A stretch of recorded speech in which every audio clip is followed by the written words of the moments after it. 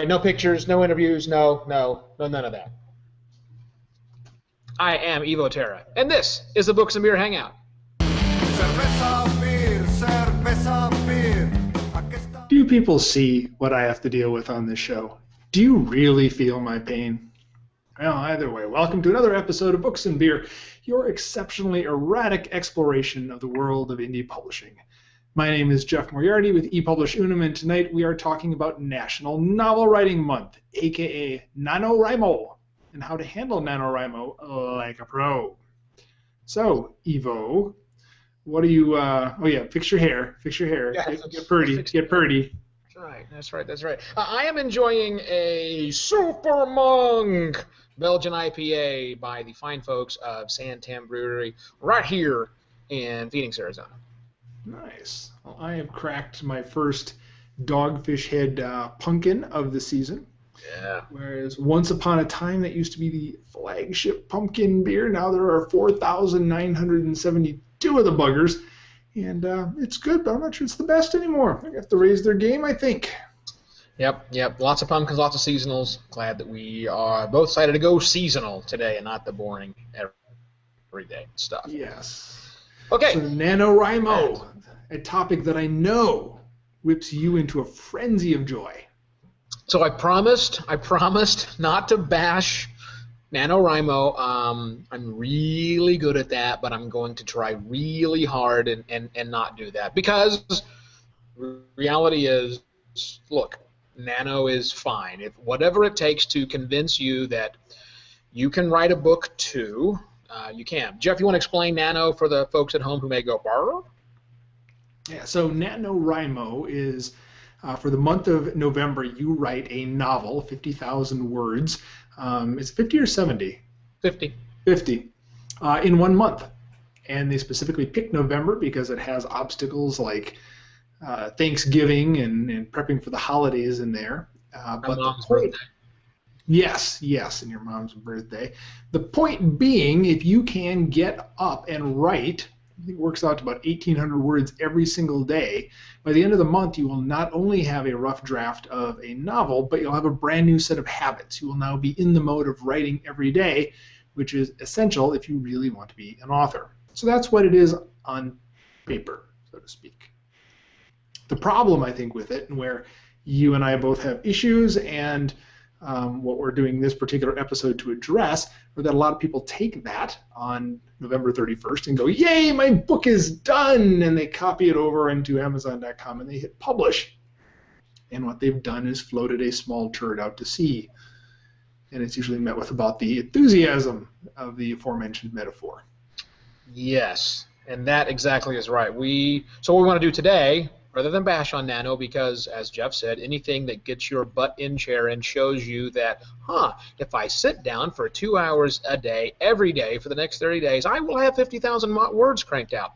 You will not have 50,000 words of fantastic cranked out, but nonetheless you will have that one. So what we want to talk about is some things you should be doing also, in addition to, so that when it's time to publish, you've done more than just slam out words on paper, right? Exactamundo. So, Eva, what would you say is step number one for someone to handle NaNoWriMo like a pro? So step one, well, obviously, a quick little step back, write your ass off. Obviously, that is the biggest step one, but we're going to assume you've gotten through all of that stuff. So what I would suggest you do, if you're thinking about Nano, it doesn't start for another couple of days. You have an opportunity to actually start building your list. The marketer deep inside of me knows that it's really stinking important to get people excited about what it is that you're doing. And if you really are serious about this, and you really will have a book coming out, then like a lot of authors, you probably have already reserved the domain name. By the way, spoiler alert, you do not have to. I'm not suggesting you do that. But I am suggesting that you start a launching soon page. And I suggest a company that's called launchrock.co. You can put in launchrock.com, it redirects you. Launch rock.co. It is moronically simple. All it is a holding place where you go in and type very simply, I'm writing a book, it's going to be soon published, give me your email address and I'll tell you when it is. That's it. That's it. And people can then go there. You can drive tracker there while people are waiting on it, and you can start collecting your list of people and then tell them all once your book is launched. There's never, ever, ever too early to start your list. Yeah, so as you're bragging about NaNoWriMo and this thing that you're doing and how you've hit writer's block or you're plowing through or whatever is going on, and people ask you about your book, you can send them here, right? Don't wait until December 1st to start building buzz and then being disappointed because you're trying to do it all at once. This is a fantastic way to, you can insert this into every conversation that you have if somebody is genuinely interested about your nano project. Yeah, and if you want to see how it looks, go to brewdiet.com. You can see how that actually looks, because that book should be out soon. It wasn't a nano book, but close enough. All right, Jeff, what do you have down as our second step? Well, I think sharing your progress is the second thing that you should do. Generate excitement, tying into the first one, as you go along. Within the nano community, you can update your word count, and you can share that with friends and people who are rooting you on. It's self-motivational. It builds awareness of what you're trying to do.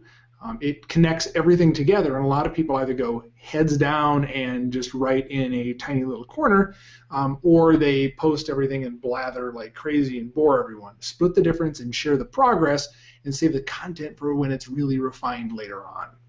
Yeah, good suggestion. Nano makes it easy to share, but they really make it easy to share within other nanoers, and that's great for motivation, but find ways to go beyond the nano audience, because that's who you really want to buy your book. Yeah, exactly. All right. You want to handle number 3?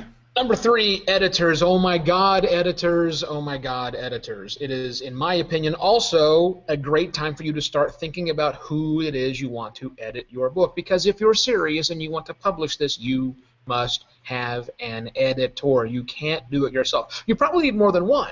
If you're writing a novel and it's your first time ever, you might need to get with a developmental editor to help you figure out the plot and structure and things like that. Start sourcing them out right now. If you can find one during Nano, then that person can start talking about the project they're soon going to start working on, or perhaps even they're working on it as you're writing along. That's fine. That's one more voice out there going, something great, something great. And that's a good idea. Yeah, I'm going to build on this one again, because I think it is, if I had to pick one thing that is most abused in the nano process, it's getting an editor. If you're really doing nano heads down, plowing through, cranking out words, I mean, the idea is to get moving, to get yourself out of the trap of editing as you go. Now, I did nano, like 6-7 years ago now at this point, and it was a great experience, but when I got done and I reread what I had, it wasn't nearly as coherent as I thought. And I'd have ideas halfway through that would send me off on a tangent. I'd have these great little loops, and am I going to keep them or not, or flesh them out? Or sometimes I'd have to go all the way back to the beginning and work in this character so he suddenly didn't appear, 200 pages in or something like that. You have to have an editor if you're going to take your nano experiment and turn it into a book. And as Ivo said, getting one early on and getting him into that process is going to do absolute wonders for you. Yep. On that same note, let's talk about the other thing that you need, and that is a cover designer. You really need a cover designer. Like you can't edit your own book, I am of the opinion you cannot, or at least should not, make your own book cover. But wait, Ivo. I have a whole bunch of pictures that I've taken out and about town with my iPhone, and I have MS Paint. Can I not put together a wonderful cover with those tools? You cannot. As a matter of fact, you cannot. You need someone, please. But here's what I can think of. If you're writing a book in the middle of it, you don't necessarily have to actually find the designer right now. But what you can do in the middle of it, because trust us, you're going to need some downtime in here, you can go find covers that you like. Find covers that if you would have written that book, you would have liked to have had that, or it's the kind and style of cover that I like, and start getting opinions from your social circles as you're sharing it. That's more content that you can share. It's kind of tracking your progress, but it's also getting people excited. And who knows, maybe a designer says, hey, I think I can do that for you, and they'll reach out to you. So I'm going to touch on, you said during downtime, and I'm going to touch on that for a second, because some people might be listening to all these things and going, holy cow, I've got like all these words to write, and now you're having me do all of these other things. You're going to have to do them anyway if you want to have a good book in the end. And these can be really motivational. It might sound like we're adding more work on top of the already hectic schedule of Nano, but if you get your 1,800 words done for the day, and you sit down and talk with an editor about your plot and where things are going and get them engaged, where you sit down and start talking with a designer about a cover, that's a great way to get you re-energized. When you're in the middle of Nano, you're feeling like it's a grind, and you really start to see this coming together as a project. So all of these different pieces and parts are great to do in parallel because they will help keep you energized in the Nano writing itself. Exactly right. I'm going to leave our final tip to you, Jeff. Please let them know what it's really more of an anti-tip, I think, than a tip, but go for it.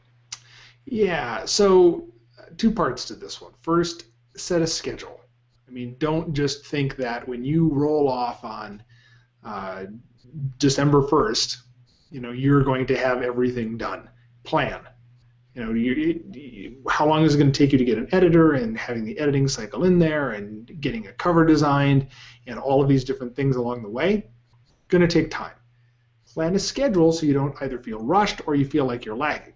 Now, the second part of this and the killjoy part of it is that you're probably going to plan on developing your book over the spring.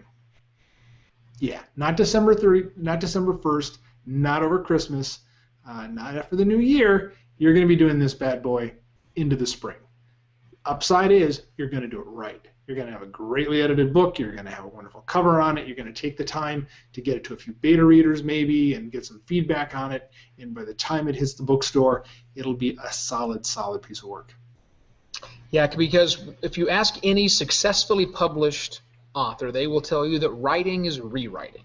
Even before you get deeply involved in editing, writing is rewriting. So that which you have done, you're going to have a lot of work to massage that. I mean, seriously, people, it takes time to do this. I write very short books, and I write them very fast. And then it takes at least twice as long, if not 3 times as long as it took me to write them, to get them edited, to get them cleaned up and ready to go. And I've got a formula. You don't. You're just now starting this process. You are kind of reinventing the wheel, and you don't know the process. Jeff and I have done this a couple of times now, so we know the work that's involved, and it still takes some time. So plan and be realistic. And please, for the love of all that is holy, do not publish your book in December, or I will take this podcast episode down and beat you with it or something.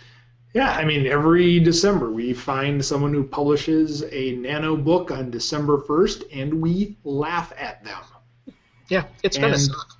Yeah, I mean, it happens. And if you pull that book down and read it, it'll be full of typos and issues, and it'll be a horrible, sad thing that maybe their mother will buy, but their mother probably won't even read. So be nice to your mother, be nice to everyone else. Use Nano as a great lever to becoming an author, and handle it like a pro. Oh, wow. I got all markety there. All right. I think it's a solid plan. Solid plan. All righty. So with that, we shall say thanks for hanging out and watching us here. We're working on some things to really help people who are in Nano. I wish I could say we had those things that were done. But we kind of gave you a sneak preview on some of the things we talked about, like LaunchRock. That's one of our hidden little beauties. But we've got a lot of more things done. That's part of our roadmaps for digital publishing that we are working on putting together. We're working on it. We'll be there eventually. So stay tuned to us here on Google+, or anywhere else you can find it. And obviously, we'll be over at publishunum.com. You can check out the show notes for Books and Beer at booksandbeer.com. I'll put a link into LaunchRock in case you didn't hear me spell it properly. I will be sure and get that up there tonight or tomorrow or whenever. It'll be up there again. The Books and Beer Hangout is a production of ePublish Unum. We create workshops, guidebooks, and roadmaps to help authors cut through the complexity of indie publishing. Yes, that is what we do. For my partner, Jeff Moriarty, I am Evo Terra. Thanks for watching the show.